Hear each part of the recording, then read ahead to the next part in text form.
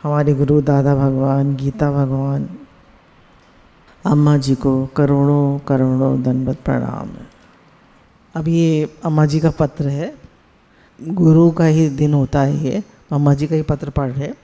अपने स्वरूप में जागते रहने वाली तुम्हारा प्रेम, श्रद्धा, विश्वास और भक्ति से भरा पत्र मिला है।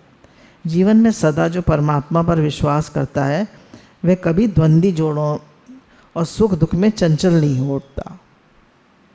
जो परमात्मा पर विश्वास करता है, हमारा भगवान पे विश्वास है, फर्म फेथ विदाउट शेक, ऐसा विश्वास जो कोई हिला ना सके। तो जीवन में कितने भी द्वंद्वी जोड़े आते हैं, सुख दुख, हानि लाभ, जन्म मरण, तो वो परेशान नहीं होता, वो भगवान की रज़ा में राज़ी रहता। कहता है हर चीज़ में भलाई है। एक बार कबीरदास जी के यहाँ लोग आए, मुझसे मिलने, बोले आप बड़े खुश लग रहे हैं। तो बोले गाय है ना, दूध दूता हूँ, पीता हूँ, आनंद में रहता हूँ। तो उन्होंने कहा इनका आनंद गाय की वजह से है। तो गाय चुरा के ले गए। दूसरे दिन आए, वो तो और भी आनंद में थे। बोले कबीरदास जी आप तो बड़े खुश हैं।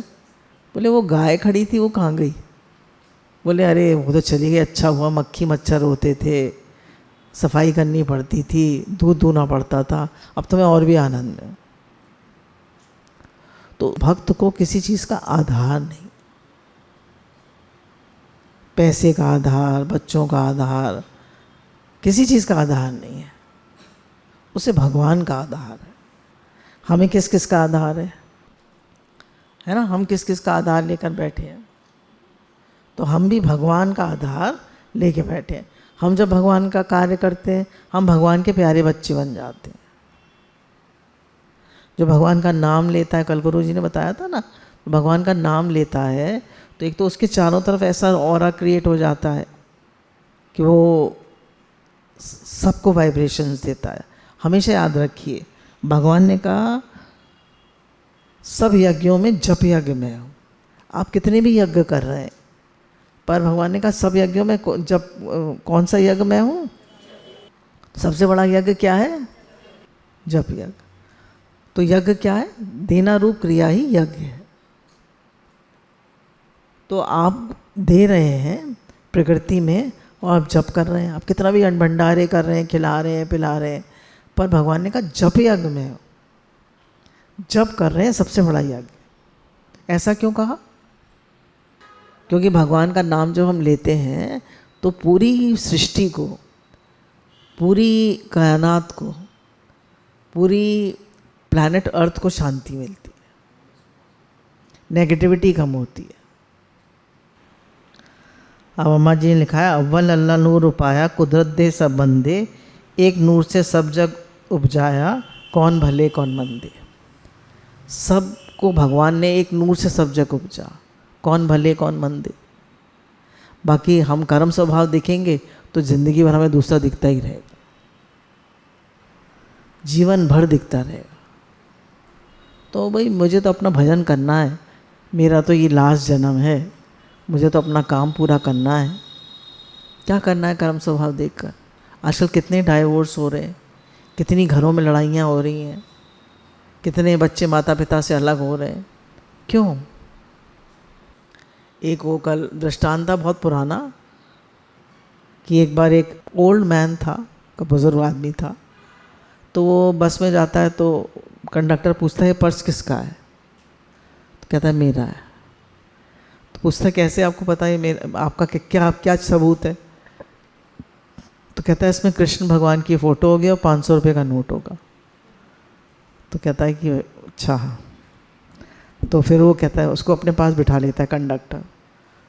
तो कंडक्टर सोचता है झूठ बोल रहा है, उसको बिठा लेता है। कहता है देखो ये इसकी कहानी है, जब मैं छोटा था, यंग था, 15-16 साल का, तो ये पर्स मेरे पिताजी ने दिया था और उसमें कृष्ण भगवान की फ़ोटो रख के दी थी।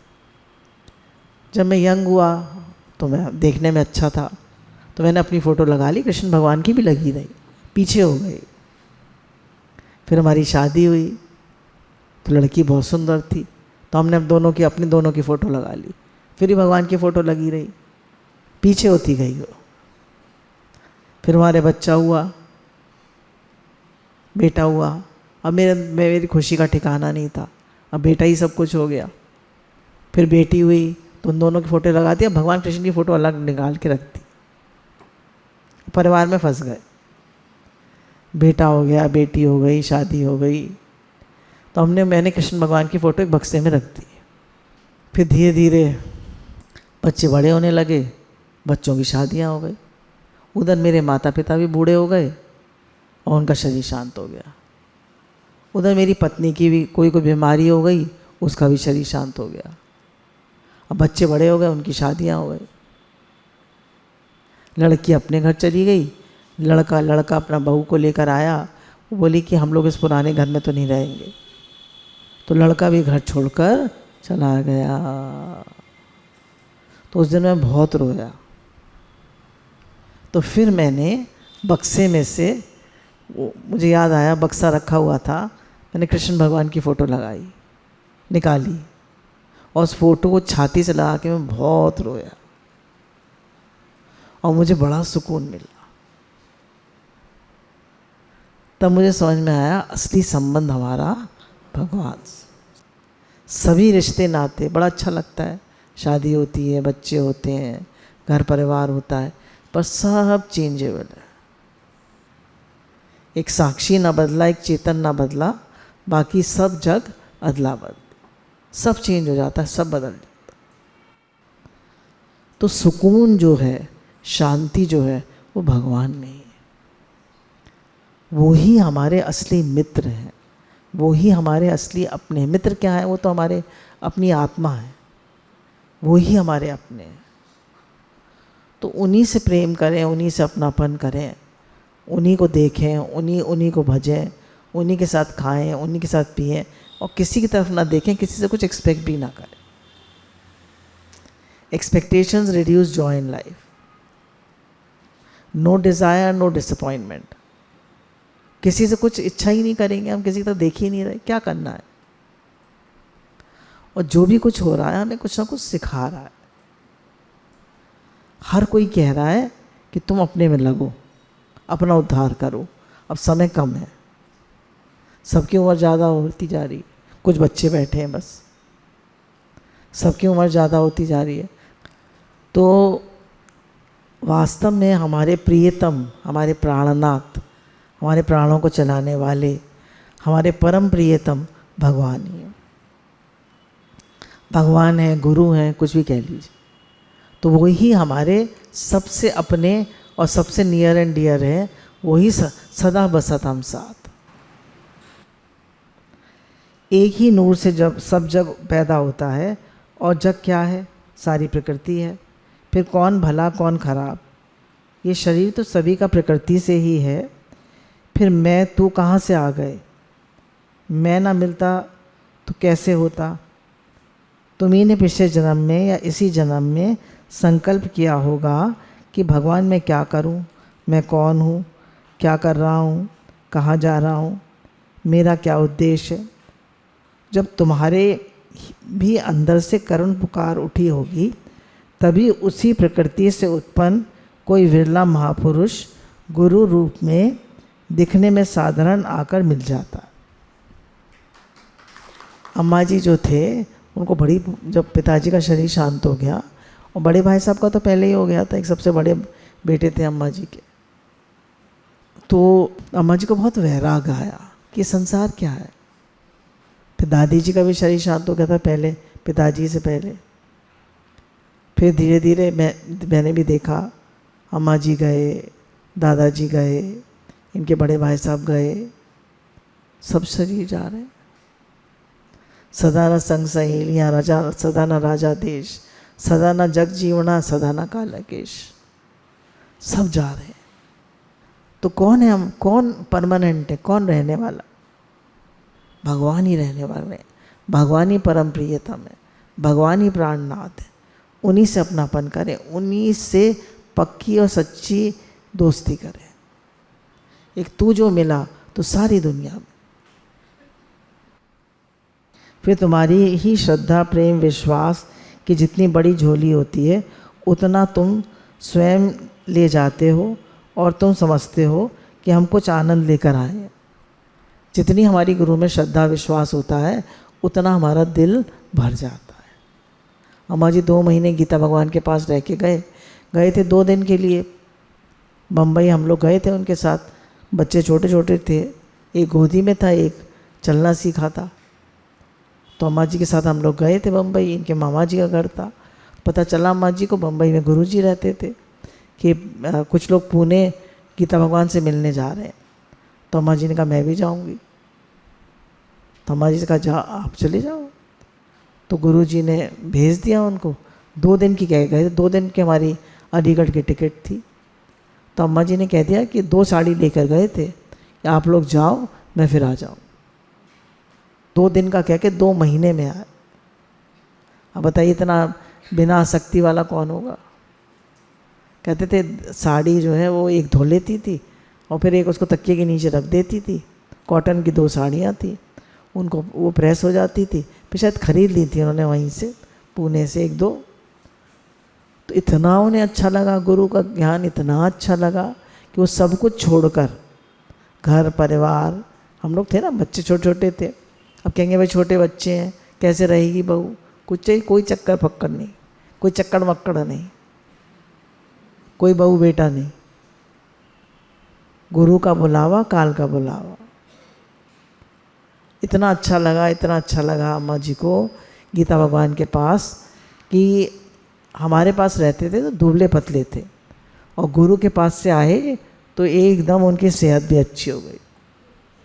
बोला ऐसा आनंद मिला मुझे गुरु के पास, ऐसा आनंद मिला जो मुझे पति से भी नहीं मिला, घर से भी नहीं मिला, परिवार से भी। कौन सा आनंद था? ज्ञान का, आत्मा का। और वहाँ पर अम्मा जी ऐसे थे, बस सत्संग सुनते थे और खूब काम करते थे। यहाँ तो कुछ काम नहीं होता था, सेवादारी भी थे और इधर से भी थे। वहाँ तो वो सब बर्तन मांजते थे, सिंक खाली करते थे। काफ़ी सारे यंग लोग थे वहाँ पर। तो अम्मा जी सबसे बुज़ुर्ग थे। तो अम्मा जी रोटी बना देते थे और सिंक साफ़ कर देते थे, बर्तन मांज देते थे। और यहाँ पर तो उनको 1 गिलास पानी भी हम देते थे। तो उनको लगा गुरु के दर पे तो मुझे सब सेवा करनी। ऐसा उनका निरभिमान होकर, निरअहंकार होकर गुरु के दर पे रहे, हर सेवा करने को तैयार। और 2 महीने रहे। कितना मुश्किल है। अपना बिस्तर, अपना घर, अपना सब चाहिए ना, चाहिए नहीं चाहिए। और 2 साड़ी में कितनी ज्ञान की लगन, कितना गुरु प्रेम होगा अम्मा जी का, सोच के देखिए। कहने जितना तुम्हारी श्रद्धा प्रेम होगा गुरु में, उतना ही आनंद लेकर जाओगे। परंतु कुछ लेते भी ऐसे किसी को नहीं देखा, अपने ही अंदर का ज्ञान अज्ञान रूपी पर्दे के हटने के कारण निकल पड़ा। कह रहे गुरु कुछ नहीं देते, हमारा अज्ञान का पर्दा हट जाता है तो ज्ञान प्रकट हो जाता है। गुरु क्या करते हैं? हमारे अज्ञान के पर्दे को, हमारी खुदी गई खुदा भया, काम क्रोध लोभ मोह के पर्दे को, अज्ञान के पर्दे को हटा देते, तो प्रेम प्रकट हो जाता है अंदर से, ज्ञान प्रकट हो जाता है। वो अज्ञान के पर्दे को हटा देते। वचन तो सभी सुनते हैं, मास्टर भी स्कूल में बच्चों को पढ़ाता है, झूठ नहीं बोलो, पाप कर्म नहीं करो, चोरी नहीं करो, क्रोध नहीं करो। उसका असर बच्चों पर क्यों नहीं पड़ता? क्योंकि वे कान से सुनकर मुख से निकाल देते हैं। मास्टर ने भी ऐसे ही किया होता है, फिर बच्चे भी ऐसे ही रह जाते हैं। मास्टर के जीवन में दूसरा नहीं, ऐसे ही गुरु भी दुनिया में बहुत बनकर बैठ गए हैं। परंतु जिसको कुछ किसी से कुछ चाहिए नहीं, निरिच्छा है, निष्कामी है, निरअहंकारी है, तभी सुनने वाले को थोड़ा असर पड़ता। कह रहे टीचर भी पढ़ा रहा है, झूठ मत बोलो, गलत काम मत करो, चोरी ठगी बेईमानी मत करो, पर उसका असर होता ही नहीं है। क्यों? क्योंकि टीचर के अंदर भी सारी बातें हैं। पर जब हम देखते हैं कि गुरु जो है वो निष्कामी है, निरअहंकारी है, अपना सब कुछ कुर्बान करके हमारे लिए बैठे हैं, उनकी निष्कामता देखते हैं, वो निरअहंकारी हैं, निरिच्छा है, तो सुनने वाले को असर होता है। आप लोगों को सत्संग का असर क्यों होता है बताइए? निष्कामी है, निरहंकारी है, निरिच्छा है, तो देते ही देते हैं। आप लोगों को हम लोग जब भी गए, बम्बई गए, चाहे लखनऊ गए, कहीं भी गए, तो हम लोग होटलों में ही ठहरे और होटल में ही खाया। कभी ठहरने, किसी घर ठहरने की जगह मिली। बम्बई में तो कौन ठहराएगा? मुंबई में तो इनके भाई साहब थे, वहाँ ठहर जाते थे। तो यहाँ तो गुरु सब कुछ करके देते हैं कि सब कुछ। फिर उसमें अपना पुरुषार्थ भी है, क्योंकि सद्गुरु के वचन सुनते ही अपने स्वरूप की, अपने वतन की बात एकदम मन में आते ही शांति आनंद का अनुभव होता है। कहने गुरु तो सबको दे ही रहे हैं, पर अपना पुरुषार्थ भी है। अम्मा जी ने जैसे ही सुना मैं आत्मा हूँ, तो अम्मा जी का पहले जन्मों का पुरुषार्थ होगा, उनको फौरन आत्मनिश्चय हो गया। इतनी अच्छी लगी उनको आत्मा की बात, इतनी प्यारी लगी, और उनको फौरन आनंद शांति का अनुभव हो गया, क्योंकि यह प्रत्यक्ष फल देता है।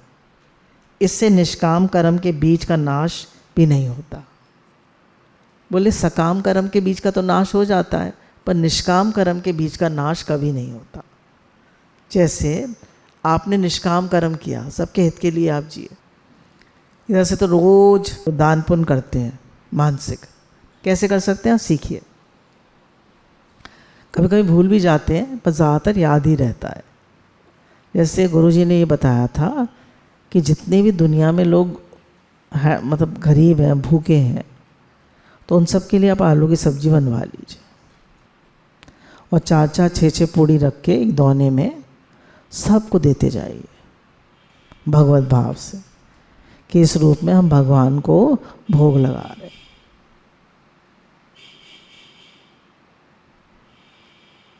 सबको खिला दीजिए,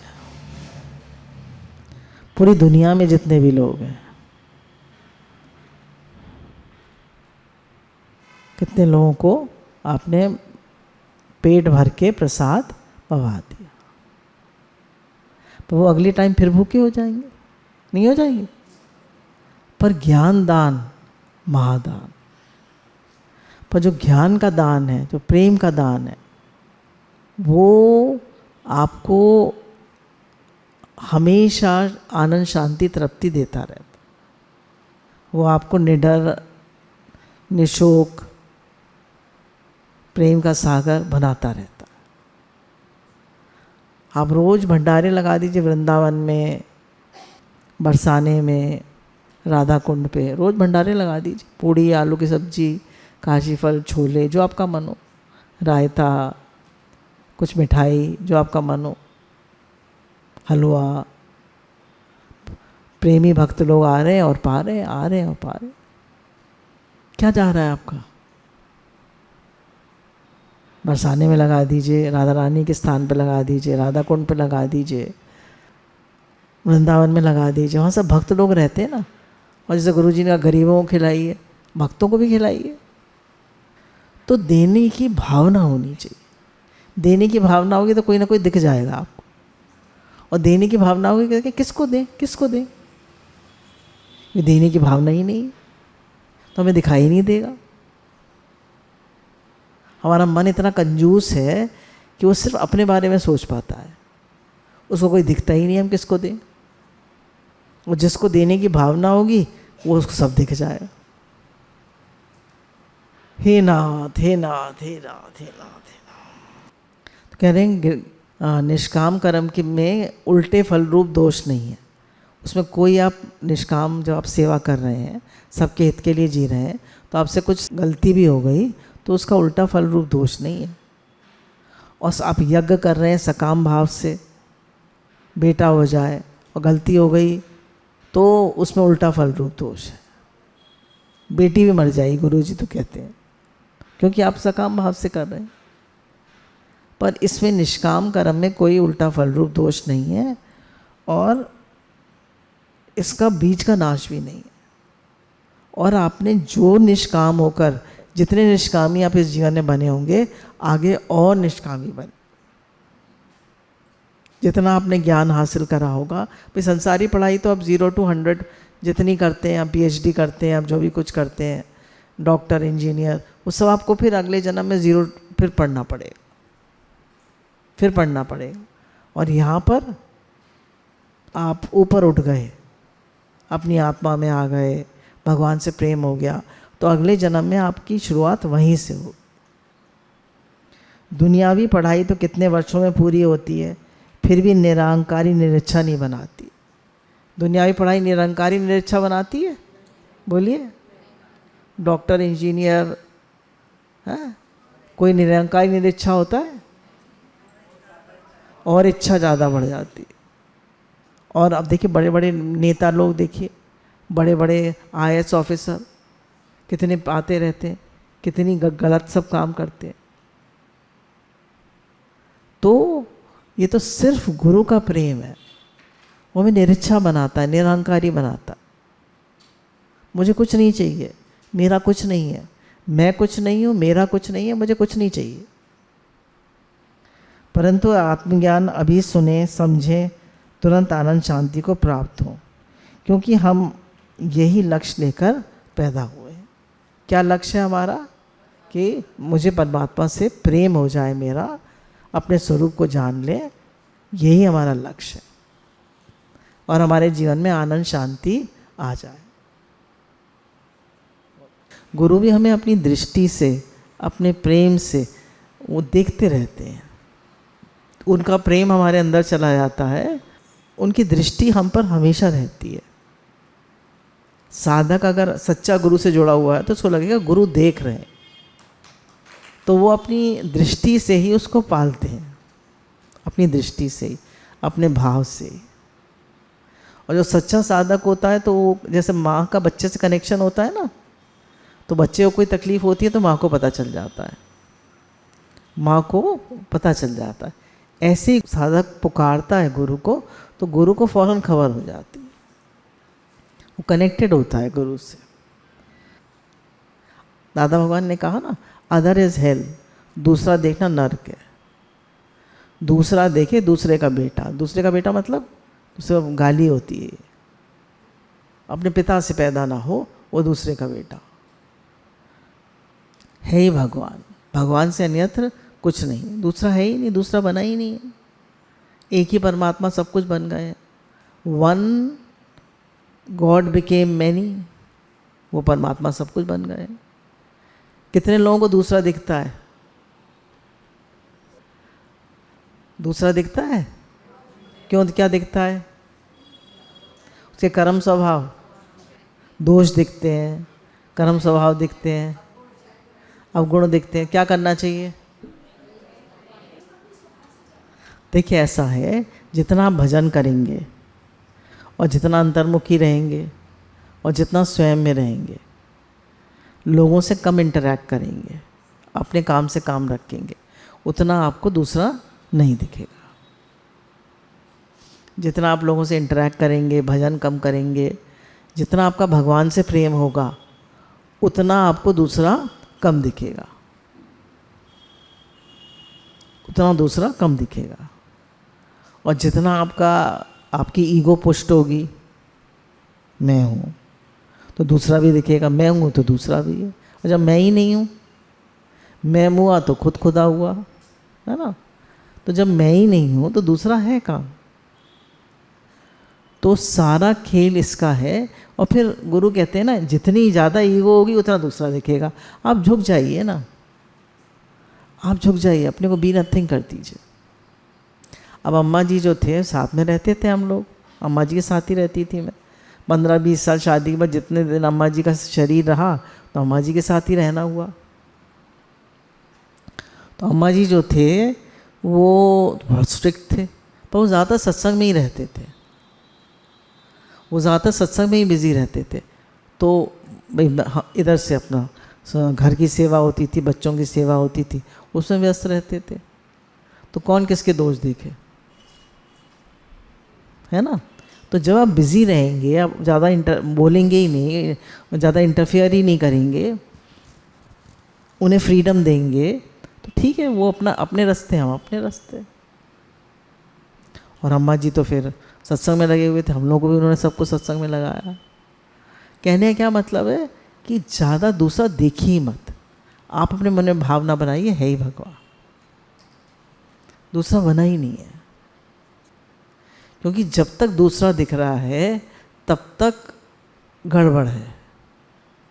तो क्या करें, अपने भजन में रहे। तो नाम लेखन दे दिया, नाम जप दे दिया, इतना कुछ दे दिया, पठन पाठन दे दिया, उसमें व्यस्त रहिए ना। अपने मन को खाली मत होने दीजिए। खाली मन, आइडल माइंड, डेविल्स वर्कशॉप। खाली होगा मन तो आपको दूसरा दिखाएगा। गुरु क्या मिले, भगवान मिल गए। कितना बेरुखा था जीवन, कितनी बेबसी, गुरु क्या मिले, भगवान मिल गए।